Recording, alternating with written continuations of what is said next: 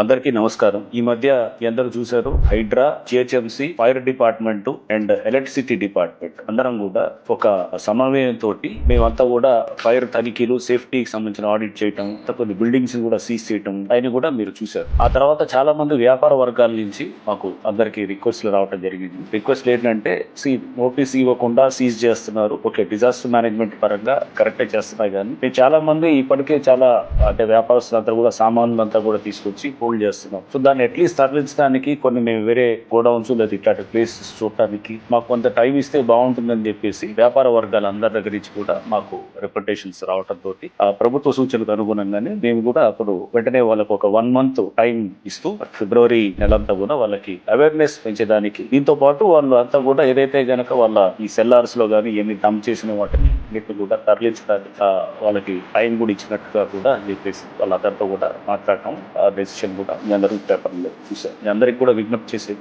ఇటువంటి ఎస్టాబ్లిష్మెంట్స్ లో ఉన్న వాటిని ఇమీడియట్ గా ఈ ఫిబ్రవరి 28 దాకా టైం ఉన్నది. దయచేసి వాటిని సేఫ్ గా అది తరలించి వేరే దగ్గర సేఫ్ గా పెట్టుకునేటట్టు, సెల్లార్స్ ఫ్రీగా ఉండాలి. చెత్త కూడా డంప్ అయి ఉండకూడదు, ఎందుకంటే అది కూడా ఇంట్లో ఉంటుంది. చెత్త ఉందనుకోండి, అది కూడా అనుకోండి. సో ఇవన్నీ కూడా మేము అవగాహన సదస్సులు పెడుతున్నాము. మా ఆఫీసర్స్ అంతా కూడా ప్రతి బస్తీలు, వార్డులు, ఈ అన్ని సెంటర్స్ కి వెళ్తున్నాం, వెళ్ళి మేము చెప్తున్నాం. నేను కూడా చాలా సెంటర్స్ లో వస్తాం. ఎస్పెషల్లీ హాట్ స్పాట్స్ అనే వాటిల్లో, ఫైర్ యాక్సిడెంట్స్ ఎక్కువ అవుతున్న ప్రాంతాల్లో నేను కూడా వస్తాను, మా ఆఫీసర్స్ అందరూ కూడా వస్తారు. ఈ అవేర్నెస్ పెంచడం ద్వారా మనం నెక్స్ట్ తర్వాత ఎన్ఫోర్స్మెంట్ మళ్ళీ March 1st నుంచి మేము మళ్ళీ స్టార్ట్ చేస్తాం. అన్ని డిపార్ట్మెంట్స్ అందరం కలిసి మళ్ళీ యాక్ట్ చేయడం మొదలెడతాం. బట్ ఈ లోపల ఈ అవగాహన ఉండాలి. దయచేసి ఎన్నిటిని దృష్టిలో పెట్టుకుంటూ మేము ఎప్పటికప్పుడు కూడా దీని మీద అవగాహన ఇచ్చేటటువంటి మెటీరియల్ కూడా మేము రిలీజ్ చేసుకుంటాం. మీడియా ద్వారా కూడా రిలీజ్ చేసుకుంటాం, సోషల్ మీడియాలో కూడా పెట్టుకుంటాం. మా ఆఫీసర్స్ కూడా వచ్చేసి అక్కడ కమ్యూనికేట్ చేస్తారు.